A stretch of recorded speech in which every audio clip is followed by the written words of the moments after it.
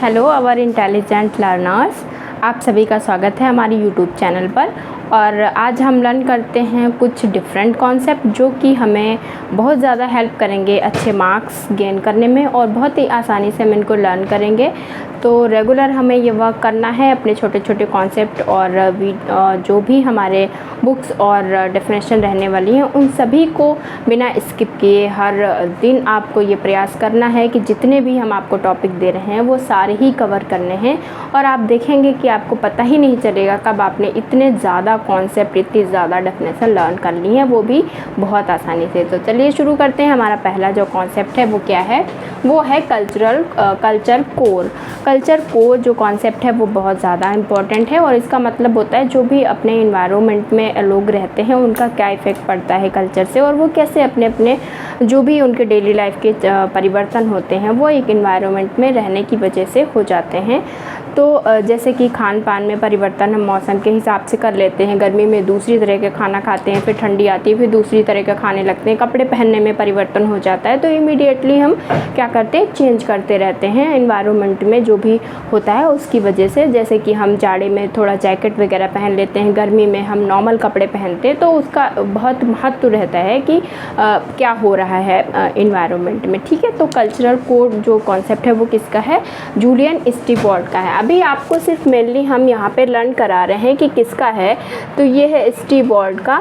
और इस तरह से आप क्या करेंगे, स्टीवर्ट का है, जिसको हम हिंदी में स्टीवर्ट भी लिखते हैं, और वैसे तो इसको प्रोनाउंस स्टीवर्ट करते हैं। तो ये तो कोई बताने की नीड नहीं है, खैर आप सभी को पता ही है। लेकिन यहाँ पे हम आपको सिर्फ कॉन्सेप्ट ही लर्न करा रहे हैं, और जो इनका मीनिंग होगा वो हम अपनी दूसरी जो 1 मिनट जिस्ट वाली प्लेलिस्ट है उसमें मीनिंग को कवर करा रहे हैं, ताकि मीनिंग अगर किसी को लर्न करना है या किसी पर्टिकुलर उसका देखना है कि 1 वर्ड में क्या हम किसी को बताएं, तो उसमें जाके आप देख सकते हैं, जिसमें अभी थोड़ा कंप्लीट करने में टाइम लग सकता है। तो अभी हम क्या कर रहे हैं, क्योंकि एग्ज़ाम हमारे बहुत ज़्यादा करीब आ रहे हैं, तो हम क्विकली सिर्फ कॉन्सेप्ट लर्न कर लेते हैं कि कौन सा कॉन्सेप्ट किसने दिया है।